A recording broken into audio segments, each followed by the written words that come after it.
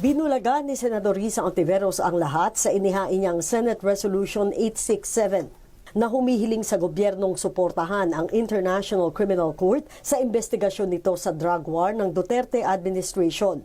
Ang SR 867 kabaligtaran ng Resolution 492 ni Senator Jinggoy Estrada at Resolution 488 ni na Senador Robin Padilla at Christopher Go na dumidepensa kay dating Pangulo Rodrigo Duterte sa anumang ICC investigation.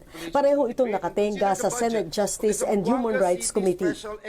Hindi ito bigla sa Senado. Bahagi siya ng global infrastructure para sa karapatang pantao kung saan yung isa pang parte ay yung ICC. So again, if anything, this resolution is years late kung sa pananaw ng mga widows and orphans ng war on drugs. Pero ang mga paliwanag ni Ontiveros hindi bumenta kay Senador Ronald Bato de la Rosa na naging Chief PNP noong panahon ni dating Pangulong Duterte. Ikaw ba naniniwala na walang hustisya na nangyayari sa Pilipinas? Oh, tanungin ko siya. Huwag tayo magplastikan dito. Siya ang nag-file, siya ang may motive. Masama ang loob ko. But I don't need to talk to her.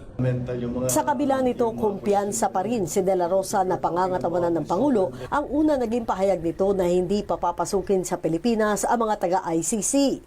Sa sesyon kanina, kitang nilapitan ni Ontiveros si De La Rosa at sandaling kinausap. Pero si De La Rosa matamlay ang naging pagsagot sa senador kaya umalis na rin kalaunan. Kahit si Senador Amy Marcos mabilis ding kinontra ang resolusyon ni Ontiveros. Talagang basag ulo to. So they're really looking for trouble. But President Duterte has said repeatedly, bring it on.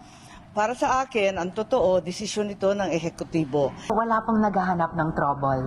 Ang pinakamalaking trouble sa lahat ay yung trouble na ibinagsak sa ulo at buhay ng mga balo at ulila ng extrajudicial killings ng war on drugs. Bukas gugulong na ang pagdinig sa Kamara na mga resolusyong humihiling din sa Pangulo na suportahan ang ICC investigation. Sense of the House naman yan. Yan ang mga hinay ng ibang mga kongresista.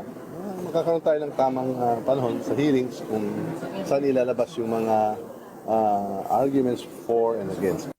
Kabuntot naman ng ICC resolutions ang debate kung dapat na nga bang muling maging miyembro ng ICC ang Pilipinas. Bagay na ayon kay Senate President Juan Miguel Zubiri ay tanging Pangulo lang ang pwedeng magdesisyon. Ganito rin ang pananaw ni dating Senator Leila de Lima.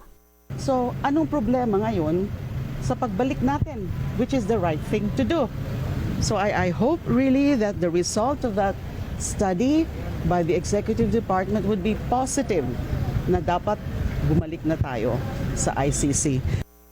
Inaasahang mapupunta sa Senate Justice and Human Rights Committee ang resolusyong ito ni Senador Ontiveros na posible na masamahan din ng Senate Foreign Relations Committee. Pero yung tanong ay kung matatalakay ba agad ang resolusyong ito ni Ontiveros dahil may dalawa pang pro-Duterte resolution na nung isang taon pa naghihintay na aksyon ng Justice Committee. Sherian Torres, ABS-CBN News.